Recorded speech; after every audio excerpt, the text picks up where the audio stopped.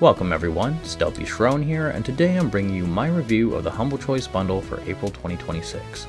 A bit of a spoiler to my end thoughts, but I think we finally have 2026's first monthly bundle worth its salt.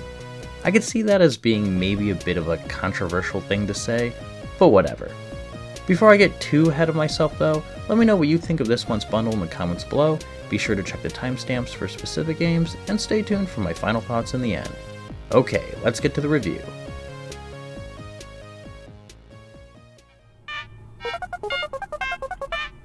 Starting us off is Buddy Simulator 1984, but before you write this off as another janky simulator game, stick around because it's actually, well, I'm not really sure what it is. It starts off like you're booting up an old operating system and it's just text. You run the Buddy Simulator and name your newly awakened digital buddy. I named him Bob, and after answering some of his questions we played 3 games, Rock, Paper, Scissors, Hangman, and Guess the Number.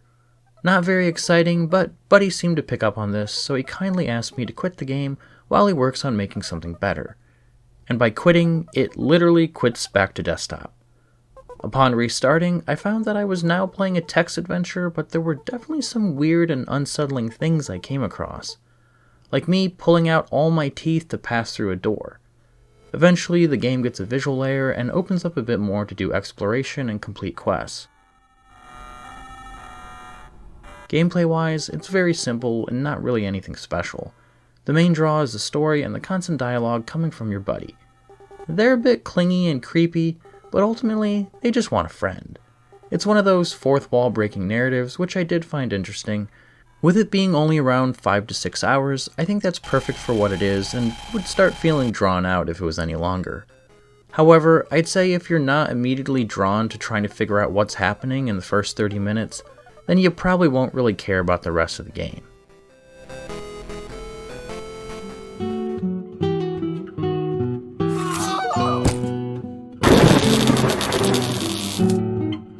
Next up is a unique one, being the Procession of Calvary. It's a point-and-click adventure that uses Renaissance art as its main graphics, making it immediately stand out. Accompanying is pleasant classical music and Monty Python humor.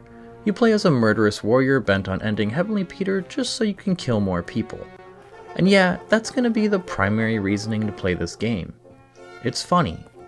Or not funny, depending on your taste. It is point and click, so there are random items you find to solve the game's different puzzles. However, the main character also has a sword. A sword that she can use to kill her way through the different puzzles. Seriously, in my first playthrough, I just became a murder hobo and killed everyone I could. This eventually caught up to me though, and caused me to get a bad ending.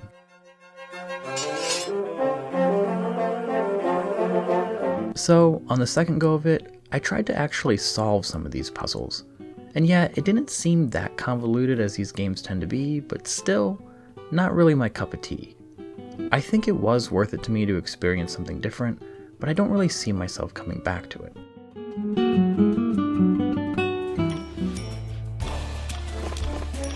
Artisan TD is a tower defense game. Pretty sure that's what the TD stands for anyway. And by tower defense standards, it's more or less what you'd expect. Bad guys spawn out of point A, and you need to stop them before they get to point B. The game felt really well crafted and had a certain puzzle factor that I surprisingly enjoyed. The premise in Artisan TD is to create winding labyrinths that run through a variety of tower kill zones. I appreciated that the path of the enemies was displayed to the player and would account for any potential changes the player would make to their defenses. Additionally, the environment offered different buffs or debuffs to the enemies, which forced the player to think up more complex strategies. It was puzzly, in a good way. I also really enjoyed how the game allowed you to speed up waves, and especially that it let you slow them down.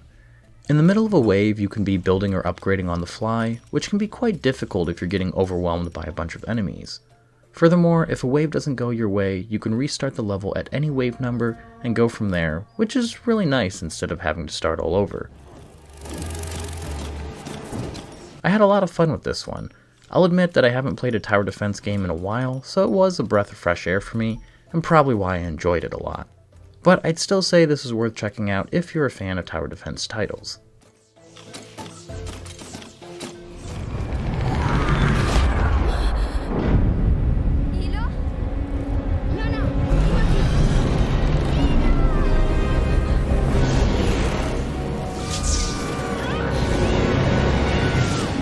Planet of Lana is a 2D puzzle platformer where you play as Lana as she navigates her environment that is under an alien invasion.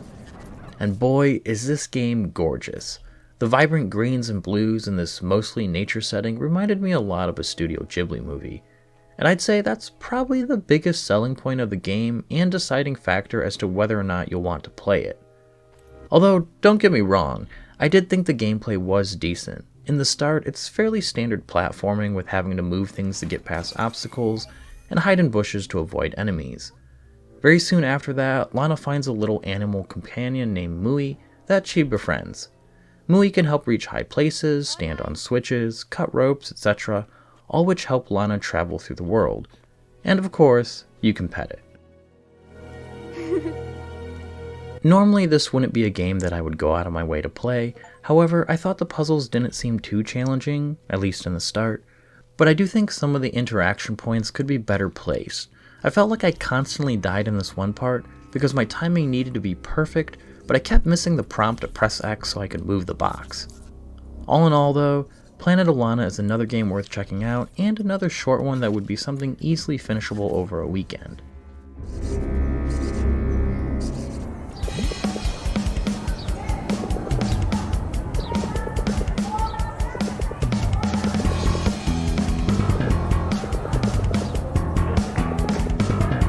Following that, we have Until Then, which is a narrative adventure game, and one that I've actually had on my wishlist for a while, so I'm pretty happy to get it now.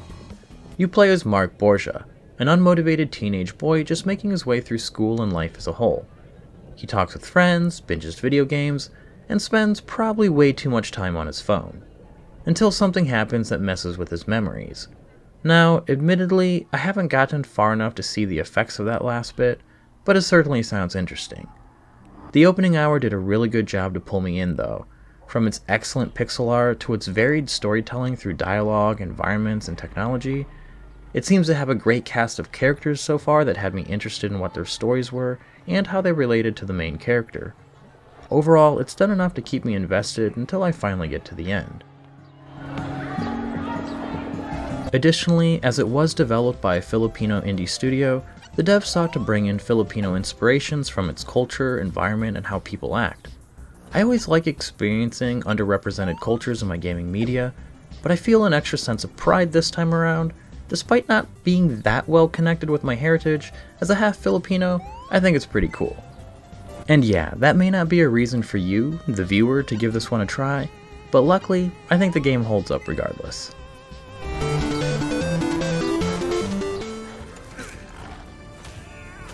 The survival crafting game of the month for April is Lord of the Rings: Return to Moria. And if you couldn't tell from the title, it's set in the Lord of the Rings universe, specifically in Moria.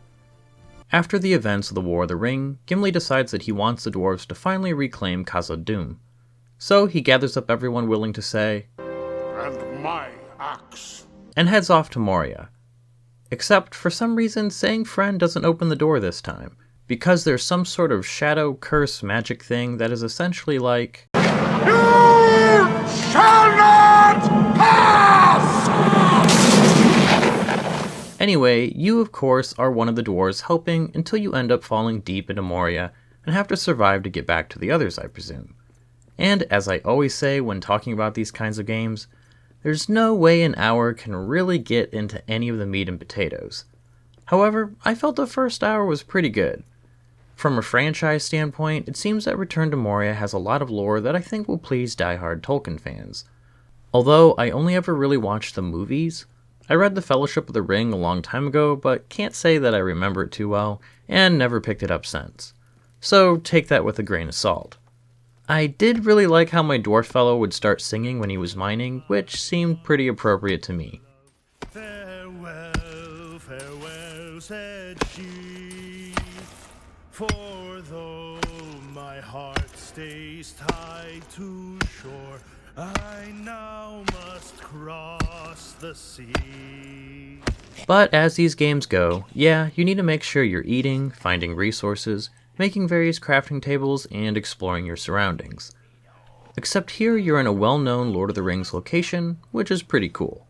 Combat is also a must in a game like this, and so far I've only really fought some goblins, but the screenshots and trailers suggest other iconic foes. I'd say the combat is okay, but it could be better, which is usually the case with this genre. That said, it felt like a solid survival crafting game that does the license justice as far as I could tell. I'd very much like to come back to this one day and play it with my wife, since these are our go-to games to play together.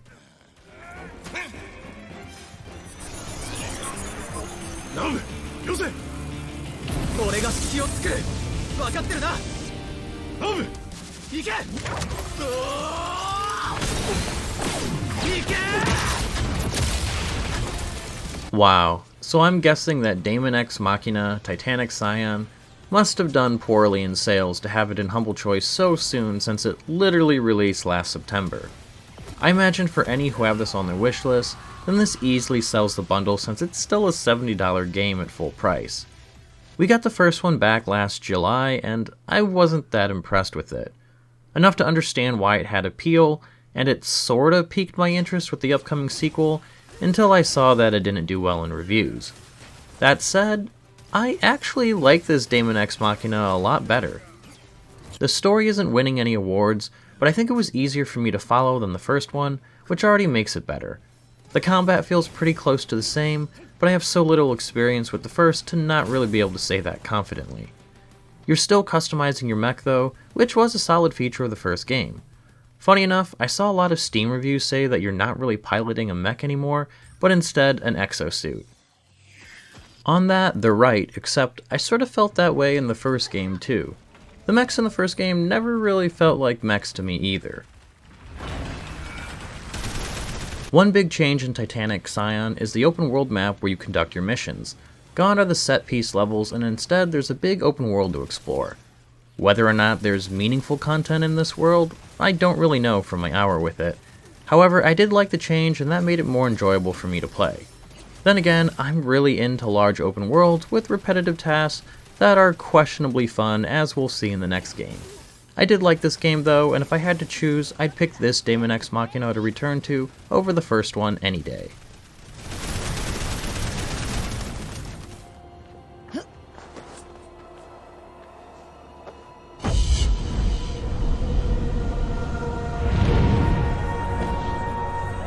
In the headliner for the month, we have Assassin's Creed Valhalla.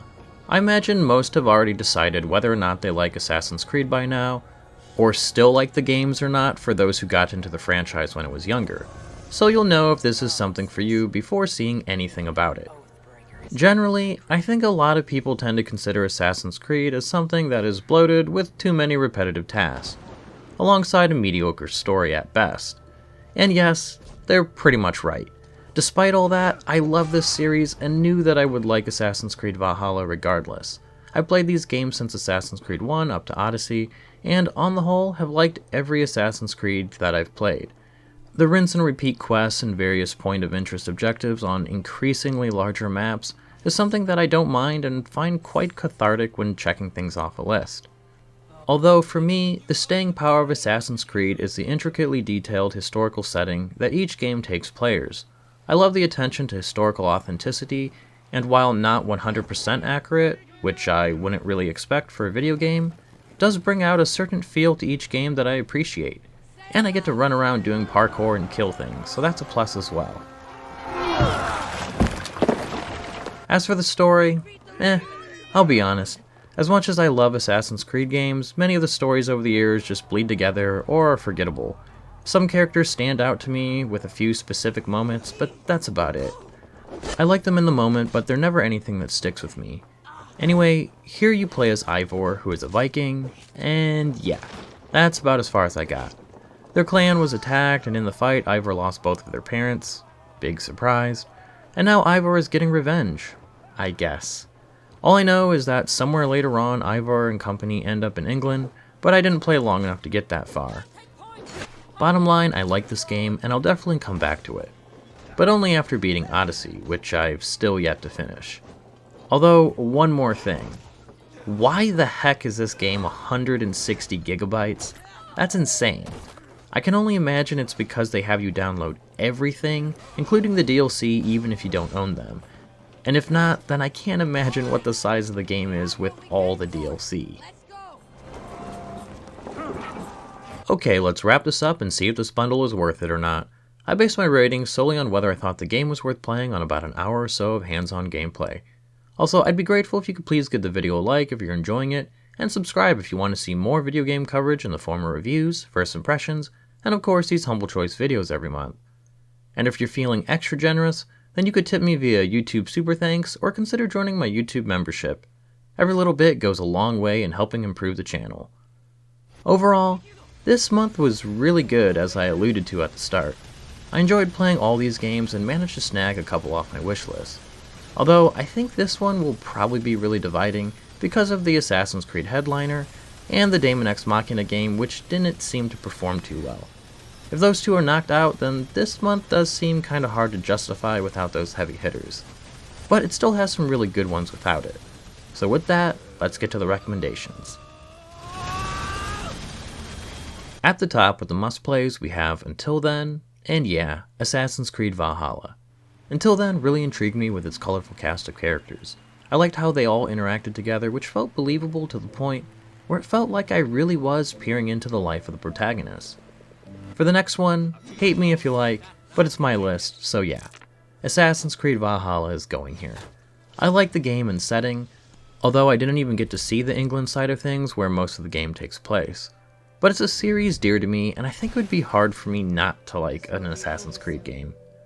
The strong recommendations this month are Daemon X Machina, Titanic, Scion, Lord of the Rings Return to Moria, and Artisan TD. Daemon X Machina was probably the biggest surprise for me this month, as I didn't think I'd care for it that much after the first game. I enjoyed their open world format this time around, and actually I like that they doubled down on Iron Man-like exosuits instead of mechs, which I never really felt like they were in the first game. Return to Moria seems like a really solid survival crafting game set in the Lord of the Rings universe. I think sticking to Moria was smart to keep the game focused, but I'd love to see other areas of Middle-earth get a similar treatment. Artisan TD was a fun tower defense game, and there's nothing really more to be said.